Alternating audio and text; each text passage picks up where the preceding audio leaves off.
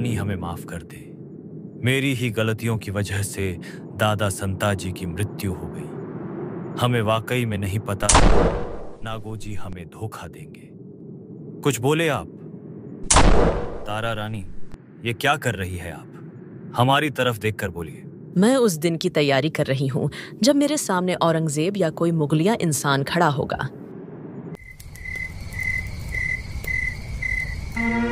मुगलिया सल्तनत का परचम बुलंद रहे। आपके लिए एक तोहफा लाए हैं आलमगीर।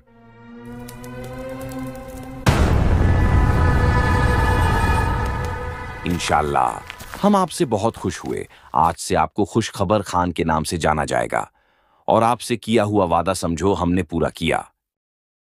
लेकिन एक तरफ औरंगजेब खुश हुआ तो दूसरी तरफ जुल्फिकार खान से बहुत नाराज भी था। उसे नागोजी के द्वारा जानकारी से विश्वास हो गया कि जुल्फिकार खान जानबूझकर जिंजी में अपनी हरकतों में ढिलाई बरत रहा है। इसलिए बादशाह ने उसे बहुत ही धमकी भरे आदेश भेजे।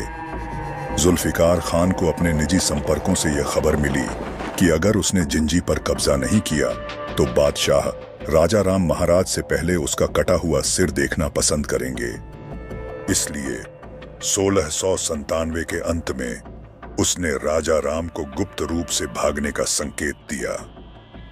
खान ने अपने गुप्तचरों के माध्यम से महाराज को उन विशेष बिंदुओं को भेजा जहां से उसकी सेना हमला करेगी और उसे बता दिया कि उसके भागने के लिए कहां जगह छोड़ी गई है।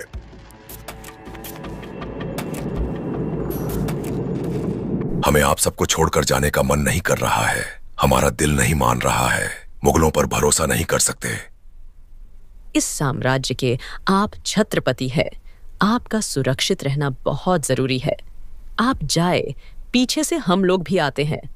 भरोसा रखे, हमें कुछ नहीं होगा। जुल्फिकार खान पर भरोसा करके महाराज 1697 के दिसंबर महीने की शुरुआत में जिंजी किले से सुरक्षित भाग निकलते हैं। यह सब जुल्फिकार खान ने मराठों के साथ यथासंभव मैत्रीपूर्ण संबंध भविष्य के फायदे के लिए बनाए रखा और किले पर आक्रमण इसीलिए उसने किया कि बादशाह की नजर में वह इस पूरे मामले के लिए दोषी न ठहरे।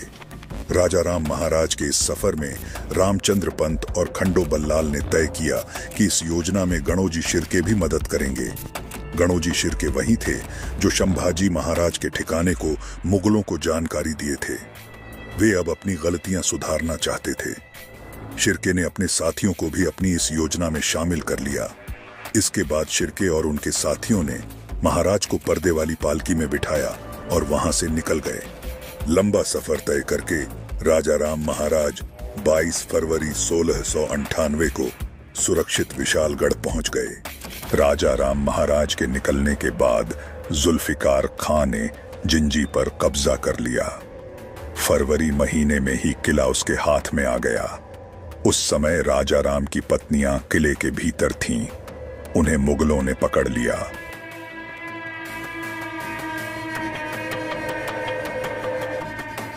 कोई भी सैनिक किसी को नहीं मारेगा। सबको हम अपने हाथों से मारेंगे।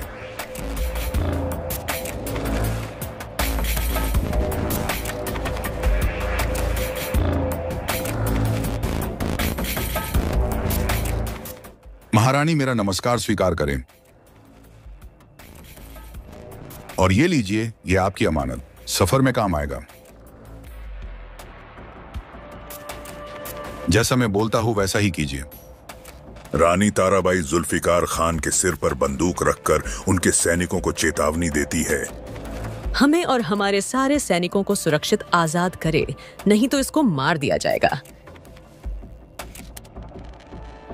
खान के इशारा करते ही मुगल सैनिक राजा राम की पत्नियों और उनके बच्चों के साथ साथ मराठा के सारे सैनिकों को सुरक्षित जाने दिया। इतिहास में वाकई जुल्फिकार खान ने राजा राम और उसके परिवार को जिंजी से भागने में हर तरह से मदद की थी। सन 1700 ईस्वी में महाराज राजा राम की मृत्यु के बाद अब मराठा साम्राज्य एक कठिन मोड़ पर खड़ा था। औरंगजेब को लगा कि मराठा साम्राज्य समाप्त हो जाएगा, लेकिन वह यह नहीं जानता था कि अब इस संघर्ष की बागडोर संभालने के लिए एक और योद्धा तैयार खड़ी थी, महारानी ताराबाई।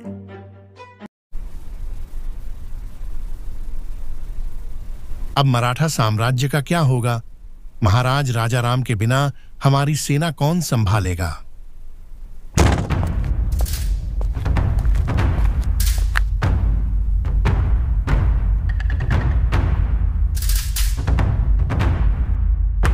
कौन कहता है कि मराठा साम्राज्य समाप्त हो गया?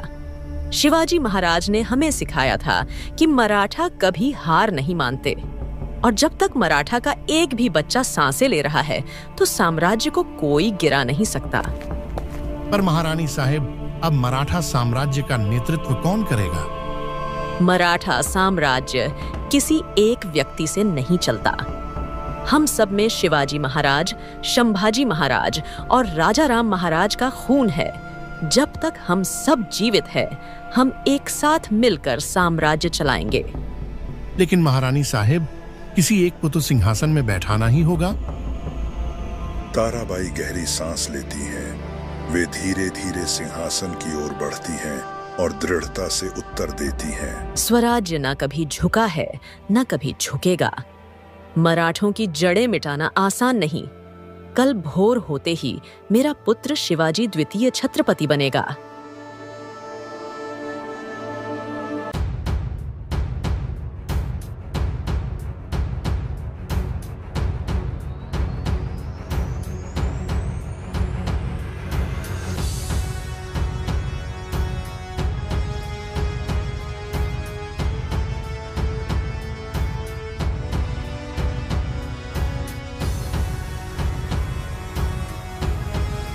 आज से तुम सिर्फ मेरे पुत्र नहीं, बल्कि स्वराज्य के छत्रपति हो, वीर शिवाजी महाराज की विरासत के उत्तराधिकारी हो। चिंता मत करो, तुम्हारे हर कदम पर मैं साथ चलूंगी, तुम्हें राह दिखाऊंगी। दरबार में बैठे सभी मराठा सरदारों की आंखों में सम्मान और जोश भर जाता है। धनाजी जाधव और रामचंद्र पंत तलवार निकालकर झुककर प्रणाम करते हैं।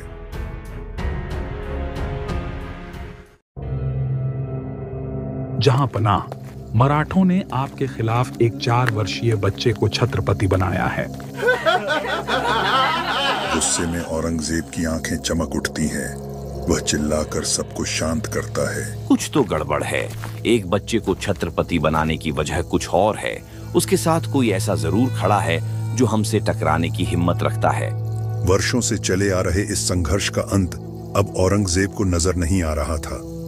उसके क्रोध की ज्वाला भड़क उठी और फिर औरंगजेब ने यह देखने के लिए कि कौन अब मराठा से नया आग निकल कर आया है, उसने 1699 के अंत से चल रहे सतारा पर घेराबंदी को खुद खत्म करने का फैसला लिया। मुगल सम्राट औरंगजेब ने 10,000 मुगल सैनिकों के साथ व्यक्तिगत रूप से सतारा की ओर कूच किया। मुगल सेना ने अपनी पूरी शक्ति के साथ सतारा पर दबाव बढ़ा दिया।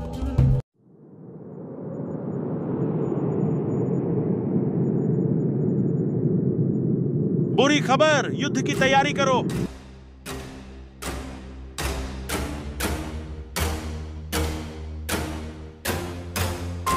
औरंगजेब की गुस्से से भरी सेना ने सतारा किले को चारों ओर से घेर लिया था। सेनापति धनाजी जाधव, जो पहले ही असंख्य हमलों का सामना कर चुके थे, अब और किसी समर्थन की उम्मीद नहीं कर पा रहा थे। किले की दीवारें हमलों से कमजोर होती जा रही थीं।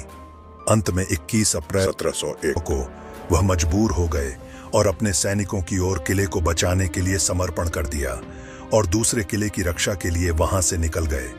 धनाजी जाधव का समर्पण महज एक किले के हार नहीं, बल्कि मराठा साम्राज्य के सामरिक धक्के का प्रतीक था। लेकिन महारानी ताराबाई ने बुद्धि से काम किया।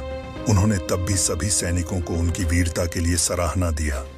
उन्होंने सबसे कहा कि मुगलों को हराने के लिए हर संभव प्रयास किया जाएगा। राज्य के हर किले को हम लोग फिर से जीतेंगे। महारानी ताराबाई ने मन में ठान लिया, मुगलों को धूल चटानी ही होगी। सबसे पहले उन्होंने दक्कन क्षेत्र से परे मुगल क्षेत्रों पर छापे मारना और हमला करने की योजना बनाई। युद्ध के लिए लोगों और संसाधनों को जुटाने के लिए वह अक्सर अपने नियंत्रण में आने वाले विभिन्न किलों का दौरा करना चालू किया। ताराबाई भोंसले ने दक्कन और मध्य भारत के अन्य हिंदू शासकों के साथ महत्वपूर्ण सैन्य और नागरिक गठबंधन बनाए। इससे उन्हें संसाधनों को बढ़ाने में मदद मिली। महारानी ताराबाई ने मुगलों को जवाब देने के लिए राजाराम के संग रहकर सीखे गुरिल्ला युद्ध की रणनीति का उपयोग करना चालू किया। महारानी ताराबाई जानती थीं कि मुगलों की जड़ें केवल महाराष्ट्र में नहीं बल्कि उत्तर भारत में भी फैली थीं। यदि मराठा साम्राज्य को जीवित रखना था तो अब उन्हें दुश्मन के उस अंग में घाव देना होगा जहां उन्होंने सोचा भी न होगा, और इस अग्नि का केंद्र था चंदेरी। मुगल दरबार में चिंता की लहर दौड़ पड़ी। समाचार मिला कि 50,000 मराठा सेना मध्य प्रदेश के चंदेरी किले की ओर बढ़ रही है।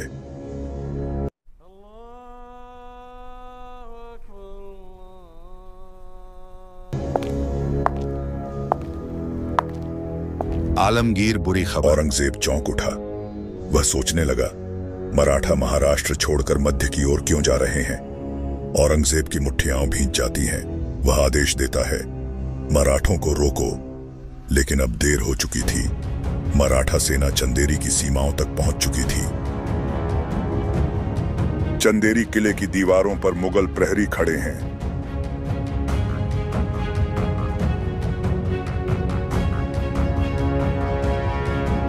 अचानक आकाश में कई सारे आग के गोले उड़ते हुए आ रहे हैं। मराठा घुड़सवार किले की ओर बढ़ते हैं। उनके हाथों में जलते हुए मशाल, भाले और तलवारें हैं। चंदेरी की दीवारों पर मुगलों ने जो पहरा बिठाया था वह मराठों की आंधी को रोक न सका। भीषण युद्ध की शुरुआत हुई। मराठा सैनिक किले की दीवारों पर चढ़ते हुए किले के अंदर प्रवेश कर जाते हैं। दूर दूर तक मुगल सैनिक की चीखें सुनाई देने लग जाती है।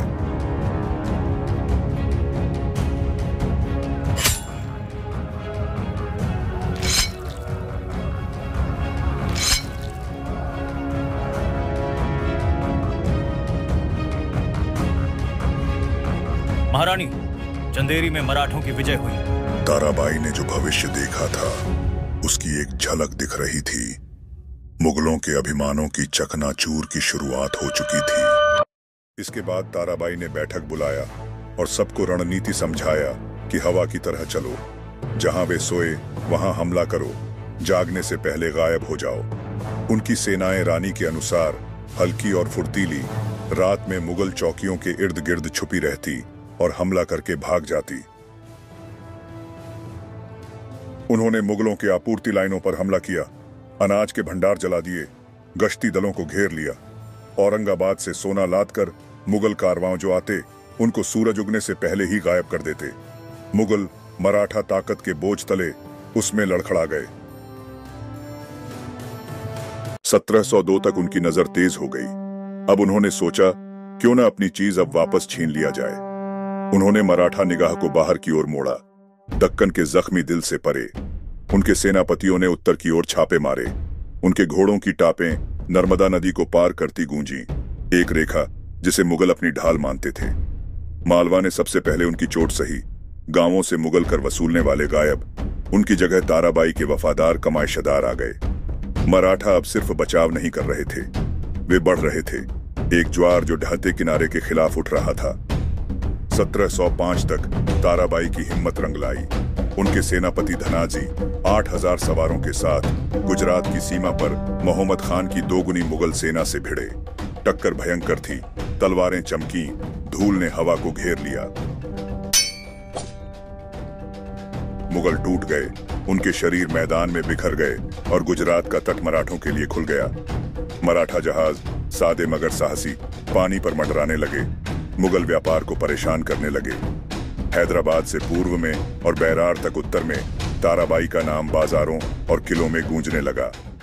1706 तक ताराबाई का युद्ध मुगलों को हताश कर चुका था। उनकी सेनाएं भटकती थीं, किलों पर धावा बोलती, आपूर्ति लूटती और पहाड़ों में गायब हो जाती। औरंगजेब अब 87 साल का अहमदनगर के पास अपने शिविर में बीमार पड़ा था। मराठों को कुचलने का उसका सपना अधूरा था। रात के समय ताराबाई को मिले खबर से मुगलों का खजाना लूटने के उद्देश्य से उन पर एक छापा मारने का सोचा। वह अपने सैनिकों के साथ सवार होकर गोदावरी नदी के पास मुगल शिविर की तरफ चल दी। उस रात उनके साथ 100 घुड़सवार थे। वे लोग तेज और चुप होकर आगे बढ़ते रहे, एक मुगल काफिले को निशाना बनाते हुए। अचानक घात, मशालें जल उठती हैं। मुगल घुड़सवार जंगल से निकलते हैं, उन लोगों पर हमला कर देते हैं। ये एक चाल थी, क्योंकि मुगल जासूसों ने उनकी हरकतें भांप ली थीं। जुल्फिकार खान औरंगजेब का चतुर सेनापति ने खुद जाल बिछाया था। जैसे ही ताराबाई की टुकड़ी बहादुरी से काफिले पर टूटी, जंगल से 500 अधिक मुगल सवार और उभरे। मराठों ने डटकर मुकाबला किया, तलवारें टकराईं, खून बिखरा। ताराबाई ने भी जमकर मुकाबला किया। उनकी आवाज अपने सैनिकों को हौसला दे रही थी, लेकिन मुगल संख्या में भारी थे। उनके रक्षक ढेर हो गए और आखिरकार मुगल सैनिकों ने उन्हें बंदी बना लिया। उन्हें जंजीरों में जकड़कर औरंगजेब के मुगल शिविर की ओर ले जाया गया। शिविर में हलचल थी। औरंगजेब बीमारी से जकड़ा अपने तख्त से उठ न सका। उसने जुल्फिकार खान को भेजा, वह सेनापति जिसने उस वक्त दक्कन में मुगलों की कमान संभाली थी। ताराबाई को उसके सामने लाया गया, हाथ बंधे, मगर रानी की नजरें अडिग। तुम्हारी लड़ाई यहाँ खत्म होती है रानी? जब तक सांस है मराठा लड़ेंगे। गुस्से में आकर जुल्फिकार खान ने उन्हें बंदी बनाकर रखने का आदेश दे दिया। 4 दिन गुजर जाने के बाद चौथी रात, जब बारिश की बूंदें टपक रही थीं और मुगल पहरेदार थकान से चूर थे, तंबू के भीतर ताराबाई चुपचाप बैठी थी। अचानक बाहर हलचल की आवाज होती। वह बाहर की ओर देखती है। शिविर के बाहर उनके वफादार सरदार धनाजी जाधव अपने मराठा सैनिकों के साथ हमला बोल दिया। उस दिन बरसात वाली रात में उथल पुथल, चीखें, तीरों की आवाजें, आग की लपटें, मराठा सैनिक की दहाड़े सुनाई दे रही थी। औरंगजेब को सुरक्षित जगह छुपा दिया गया। इधर धनाजी ने ताराबाई के तंबू के पहरेदार ढेर कर दिए और उन्हें सुरक्षित बाहर निकाला और उनको लेकर वहां से निकल गए। 4 दिन की कैद और फिर भी वह विजयी रही। मुगल इसे शर्मिंदगी कहते हैं, मराठा इसे शौर्य। औरंगजेब अपने अंतिम दिनों में भी हार का ये मंजर देखकर टूट गया।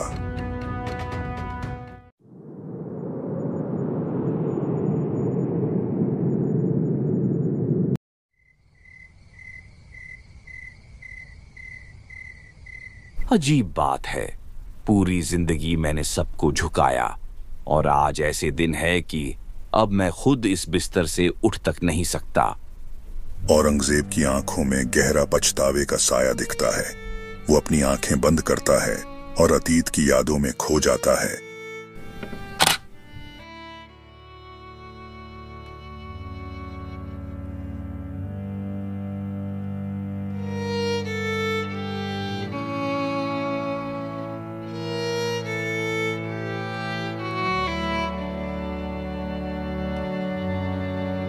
रानी ताराबाई, वह औरत भी मुझसे नहीं हारी। शिवाजी का खून अभी तक जिंदा है। संभाजी को मारने के बाद भी मैं आज तक जीत नहीं पाया। मैं लगभग 88 वर्ष जिंदगी जी चुका हूं, लेकिन मेरे पास सिर्फ पछतावा बचा है। मुझे अब अपने ही लोगों से डर लगता है। मुझे पता है मेरे बेटे इस गद्दी के लिए आपस में लड़ेंगे। मैंने मुगल साम्राज्य को विस्तृत किया, लेकिन इसे बचा नहीं सका। मराठों को मिटाने निकला था, लेकिन वे और भी शक्तिशाली हो गए। क्या खुदा मुझे माफ करेगा? मैंने सत्ता के लालच में आकर अपने ही भाइयों को मारा, अपने अब्बू को कारागार में कैद करवा दिया और बेगुनाह मासूम लोगों की जान ली। क्या खुदा मुझे माफ करेगा?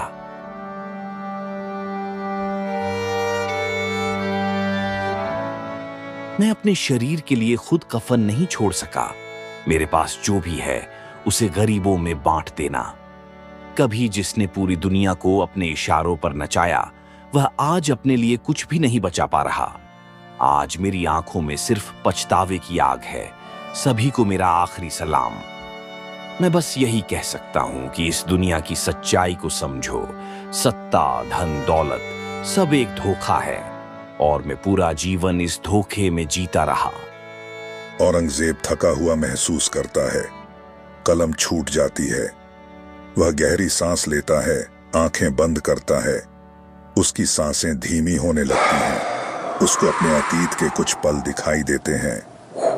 औरंगजेब ने अपने दूसरे और सबसे चहेते बेटे आजम शाह को बुलाया और उससे कहा, बादशाह के तौर पर मैं नाकाम रहा। मेरा कीमती जीवन किसी काम नहीं आया। अल्लाह चारों ओर है, लेकिन मैं बदनसीब हूं कि जब उनसे मिलने की घड़ी आ रही है, तब मैं उनकी मौजूदगी महसूस नहीं कर पा रहा। मैं पापी हूं। शायद मेरे गुनाह ऐसे नहीं जिसे माफ किया जा सके। औरंगजेब अपनी आंखें बंद करके बड़बड़ाने लगता है। धीरे धीरे औरंगजेब की सांसें धीमी हो जाती हैं। पास जल रहा दीपक धीरे धीरे बुझ जाता है। आजम शाह अपने पिता औरंगजेब के हाथों को छूता है। ठंडे हाथों को महसूस करते ही उसके आंखों में आंसू आने लगते हैं। औरंगजेब चला गया। उसकी सल्तनत भी उसके साथ ढह गई, मगर उसकी परछाई इतिहास में हमेशा गूंजती रहेगी। कभी एक सीख की तरह, कभी एक सवाल की तरह और कभी एक ऐसी कहानी की तरह जो खत्म होकर भी खत्म नहीं होती।